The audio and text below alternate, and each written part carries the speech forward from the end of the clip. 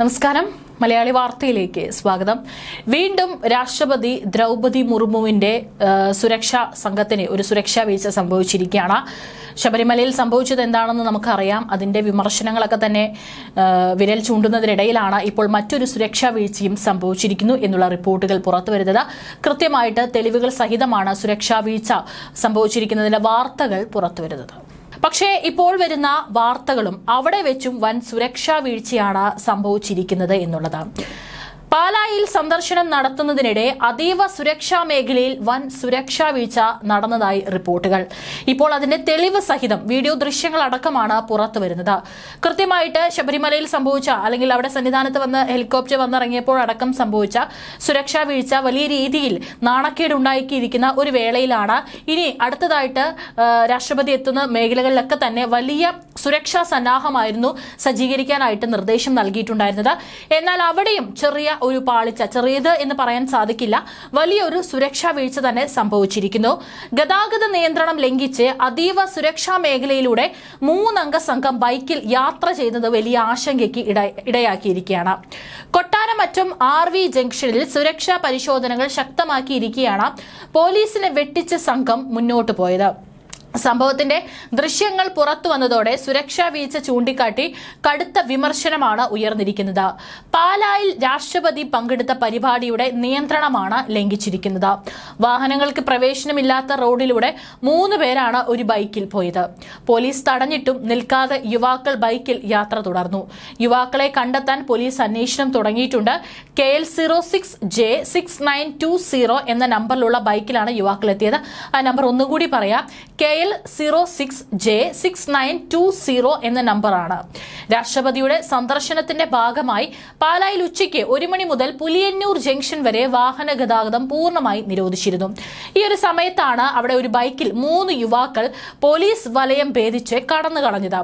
രാഷ്ട്രപതി ചടങ്ങിൽ പങ്കെടുത്ത് തിരിക്ക് മുമ്പാണ് ഈ സംഭവം നടന്നിരിക്കുന്നത്. കൊട്ടാരമറ്റം ഭാഗത്ത് നിലയുറപ്പിച്ചിരുന്ന പോലീസിനെ അവഗണിച്ച് ബൈക്ക് മുന്നോട്ടെടുത്ത സംഘം കടപ്പാട്ടൂർ ഭാഗത്തെ പോലീസുകാരെയും വെട്ടിച്ച് ചടങ്ങ് നടന്ന സെന്റ് തോമസ് കോളേജ് ഭാഗത്തേക്ക് നീങ്ങുകയായിരുന്നു. തുടർന്ന് കോളേജിന് മുന്നിലൂടെ ഉണ്ടായിരുന്ന പോലീസ് ഉദ്യോഗസ്ഥരെയും മറികടന്ന് കോട്ടയം ഭാഗത്തേക്ക് അതിവേഗത്തിൽ പാഞ്ഞുപോയി. ബൈക്ക് യാത്രികരെ തടയാൻ ശ്രമിക്കുന്ന പോലീസുകാരെയും അവരുടെ ശ്രമങ്ങളെ അവഗണിച്ച് മുന്നോട്ട് പോകുന്ന ബൈക്കിനെയും ദൃശ്യങ്ങളിൽ വ്യക്തമായി കാണാം. ഒരുപക്ഷെ വളരെ നിസ്സാരമായിട്ടാണ് ഈ യുവാക്കൾ അല്ലെങ്കിൽ ഇതിന്റെ ഒരു ഗൗരവം മനസ്സിലാക്കാതെയുള്ള പിള്ളേരായിരിക്കാം ഇത്തരത്തിൽ പോയിട്ടുണ്ടാവുക. ഏതായാലും അവരെ തടയാൻ സാധിക്കാതിരുന്നത് വലിയ സുരക്ഷാ വീഴ്ചയാണ്. മാത്രമല്ല അത്രയേറെ പോലീസ് സന്നാഹങ്ങളായിരുന്നു ചുറ്റുമുണ്ടായിരുന്നത്. തടയാൻ ശ്രമിച്ച പോലീസുകാരിൽ ഒരാൾ ബൈക്കിലേക്ക് അടിച്ചതായും വീഡിയോയിൽ പതിഞ്ഞിട്ടുണ്ട്.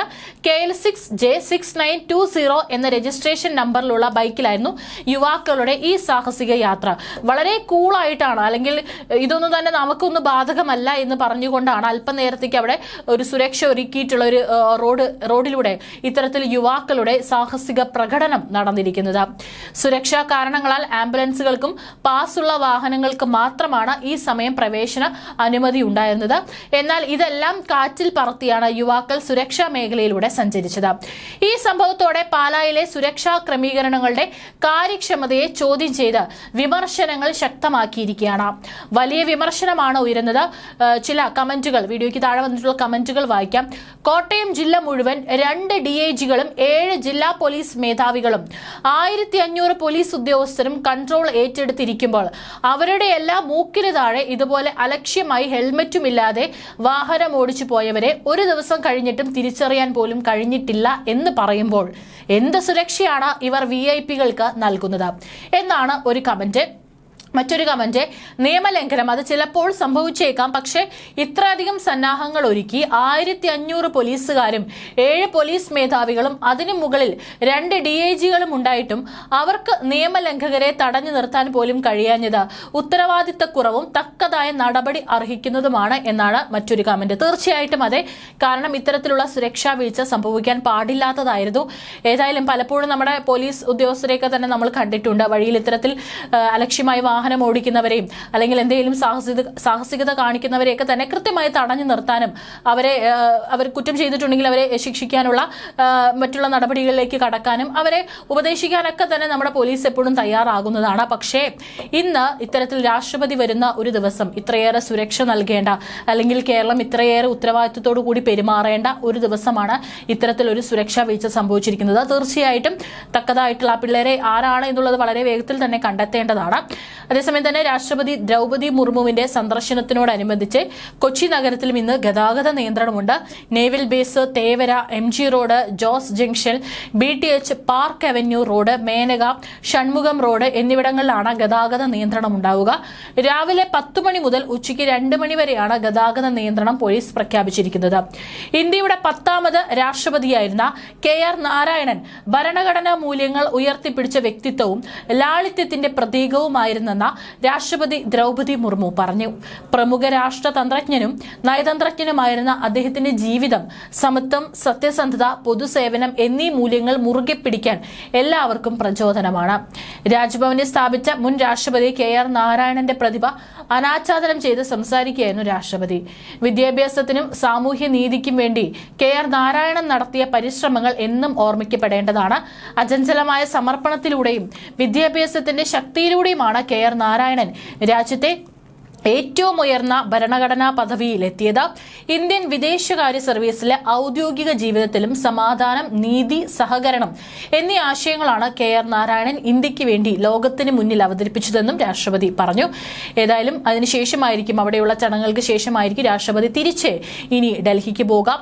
ഇത്രയും ദിവസം കേരളത്തിൽ നിന്നതിൽ 2 തവണയാണ് ഇത്തരത്തിൽ സുരക്ഷാ വീഴ്ച സംഭവിച്ചിരിക്കുന്നത്. ഇവിടെ ശബരിമലയിൽ എത്തിയപ്പോൾ ഹെലികോപ്റ്ററിന്റെ ടയർ കോൺക്രീറ്റിൽ താഴ്ന്നടക്കം തങ്ങളുടെ ഭാഗത്ത് പ്രശ്നമൊന്നുമില്ല, വലിയ സുരക്ഷാ വീഴ്ചയൊന്നും സംഭവിച്ചിട്ടില്ല എന്നാണ് ആഭ്യന്തര വകുപ്പ് അടക്കം പറയുന്നത്. അതേസമയം തന്നെ ഇപ്പോൾ കോട്ടയത്ത് സംഭവിച്ചിരിക്കുന്നത് സമാനമായിട്ടുള്ള രീതിയിലുള്ള ഒരു സുരക്ഷാ വീഴ്ചയാണ്. മാത്രമല്ല ശബരിമലയിൽ എത്തിയ സമയങ്ങളിലൊക്കെ തന്നെ അവിടെ കാലാവസ്ഥ വളരെ പ്രതികൂലമായതിനാൽ പലയിടങ്ങളിലും മണ്ണിടിച്ചിലൊക്കെ ഉണ്ടായിട്ടുണ്ടായിരുന്നു. അതുകൊണ്ട് തന്നെ ചില യാത്രാ തടസ്സങ്ങളും ഉണ്ടായിട്ടുണ്ട്. കൃത്യമായിട്ട് ഈ പറയുന്ന ഇപ്പോൾ കോട്ടയത്ത് സംഭവിച്ചിരിക്കുന്നതിൽ ആ അല്ലെങ്കിൽ ആ യുവാക്കൾ ആരാണ് എന്നുള്ളത് വളരെ വേഗം കണ്ടെത്തേണ്ടതാണ്. അല്ലെങ്കിൽ ഇനിയും ഇത്തരത്തിലുള്ള VVIPകളൊക്കെ തന്നെ നമ്മുടെ നാട്ടിലേക്ക് വരുമ്പോൾ ഏറ്റവും മുന്നിൽ നിന്ന് സുരക്ഷ ഒരുക്കേണ്ടത് നമ്മുടെ ഈ കേരള പോലീസിന്റെ കൂടി ഉത്തരവാദിത്തമാണ്. ഇത്തരത്തിലുള്ള സുരക്ഷാ വീഴ്ച സംഭവിച്ചു കഴിഞ്ഞാൽ അത് ദേശീയ തലത്തിലടക്കം വലിയ ചർച്ചകൾക്ക് വഴിവെക്കും എന്നുള്ള കാര്യത്തിൽ യാതൊരു സംശയം വേണ്ട. ഇപ്പോഴും പല കാര്യങ്ങളും വലിയ രീതിയിൽ ചർച്ചകൾക്കും വിമർശനങ്ങൾക്കും ഇടയായിട്ടുണ്ട്. ഇനി അത് ആവർത്തിച്ചുകൂടാ. അതുകൊണ്ട് തന്നെ ഇപ്പോഴുണ്ടായിട്ടുള്ള ഈ ഒരു വീഴ്ച അത് കൃത്യമായി അന്വേഷിച്ച് അതിനൊരു പരിഹാരം കണ്ടെത്തേണ്ടതാണ്.